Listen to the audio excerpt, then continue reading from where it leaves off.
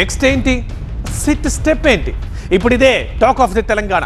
మొన్న హరీష్, నిన్న కేటీఆర్, ఇవాళ జోగినపల్లి సంతోష్. ఫోన్ ట్యాపింగ్ కేసుకు సంబంధించి వారం రోజుల వ్యవధిలోనే 3 బీఆర్ఎస్ కీలక నేతలు సిట్ ముందు విచారణకు హాజరయ్యారు. బీఆర్ఎస్ అధికారంలో ఉండగా నాటి ఇంటెలిజెన్స్ అధికారులు ప్రభాకర్ రావు, రాధాకిషన్ రావులతో పలుసార్లు సంతోష్ మాట్లాడినట్లు సిట్ ఆరోపిస్తోంది. ఫోన్ ట్యాపింగ్ చేయాల్సిన నెంబర్లని వారికి సంతోష్ కుమారే ఇచ్చినట్లు అభియోగాలు మోపింది. ఇప్పటికే ఈ కేసులో ఈ నెల 20వ తేదీన మాజీ మంత్రి హరీష్ రావుని దాదాపు 7 గంటల పాటు విచారించింది సిట్. ఈ నెల 23న బీఆర్ఎస్ వర్కింగ్ ప్రెసిడెంట్ కేటీఆర్ని కూడా విచారణకు పిలిచి ప్రశ్నించింది సిట్.